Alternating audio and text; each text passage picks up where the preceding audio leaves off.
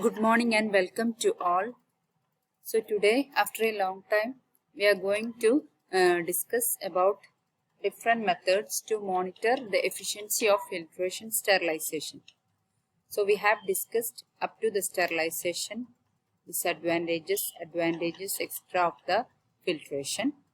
So today we can discuss the methods to monitor the efficiency of filtration. First of all, about physical indicator. Among this physical indicator, we can discuss a bubble point pressure test. So, the sterilizing filters, they are subjected to a bubble point pressure test. So, what is this test? It is a technique for determining the pore size of the filter. To determine the pore size of the filter, and it can also be used to check the integrity of certain types of filters, whether the filters are working or not. So this is the diagram of the bubble point pressure test. So we can discuss the main principle of this test is the wetted filter in its assembled unit. They are subjected to an increasing air or nitrogen gas pressure difference. So in the diagram itself, we are applying a compressed air or nitrogen gas through this. And when the pressure recorded, when the first bubble of the gas breaks. So while applying this gas, the first pressure we can record when the first bubble of the gas breaks away from the filter, which is related to the maximum pore size. When the gas pressure is further increased slowly, there is a general exception of bubble over the entire surface. And the pressure difference here, it can be created. It could be create a pressure difference. So it can be related to the mean pressure. So there is an expected value for this pressure difference. If the pressure difference is below the expected value, it could signify a damaged or faulty filter. If the pressure difference is above or above this expected value, then the filter is efficient. We can determine. So that is the method of what physical indicator. Among this method, bubble point pressure test. Next is biological indicator. So especially this biological indicator is used with microorganisms that we know. We have already studied in autoclave and hot air oven. So the filtration sterilization, it requires a different approach from the biological monitoring. The test effectively measure in the ability of the filter to produce a sterile filtrate from the culture of suitable organism. So the different approaches are used to effectively measure the ability to filter. Okay. So here two organisms are used. First one is Serratia marcescens. That means S. marcescens is Serratia. S for Serratia. It is a small gram-negative rod-shaped bacterium and they have a dimension of 0.5 micrometer, which are used for the filters of 0.45 micrometers. So we are testing the efficiency of that filters. Next microorganism is Brevantimonas diminuta. It is also a gram-negative bacteria, rod-shaped bacilli, used as a biological indicator having dimension of 0.3 micrometer, used for the filters of 0.22 micrometers.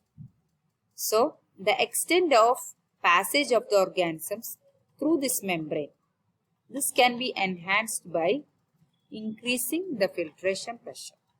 So whenever the pressure is increased, the more passage of organisms takes place. So two biological indicators used in filtration technique are Serratia marcescens and Brevantimonas diminuta. The successful sterile filtration mainly depends markedly on the challenge conditions.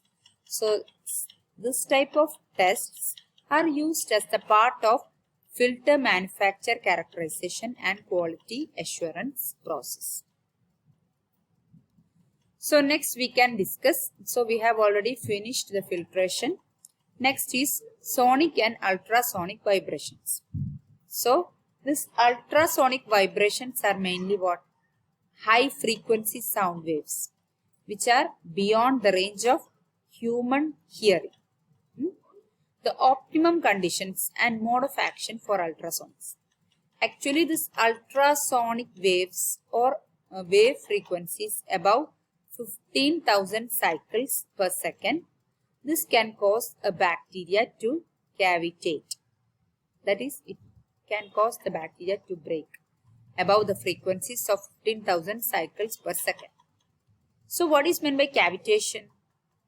It is the process of applying the application of a partial vacuum in a liquid. In this case, the fluid cytoplasm in the bacterial cell. So here the liquid, we are applying the partial vacuum in a liquid.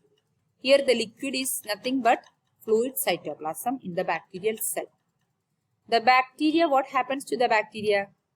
When we are applying this sonic and ultrasonic vibrations, the bacteria may get disintegrated and their proteins are denatured.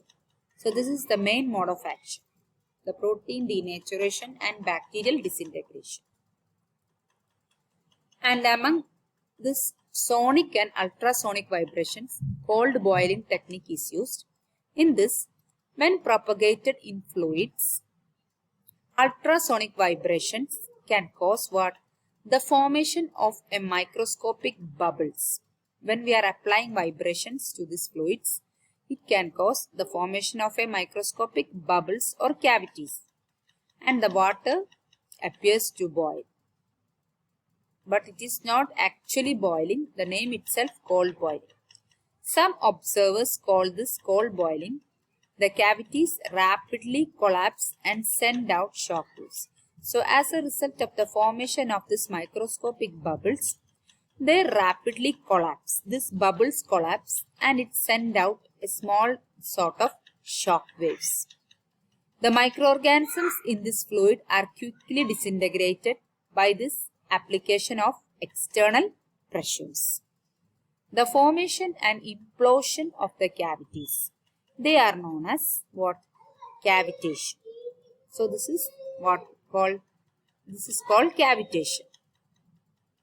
So this is the picture of sonic and ultrasonic vibrations. In this, a sonic device, ultrasonic device is applying some sort of pressure into the media.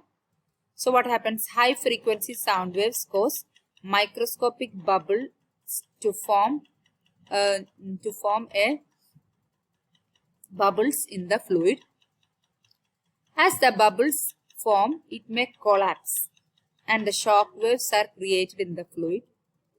The alternating high and low pressure areas imping upon microorganisms. So the microorganism present in this media, this is the rod-shaped bacilli.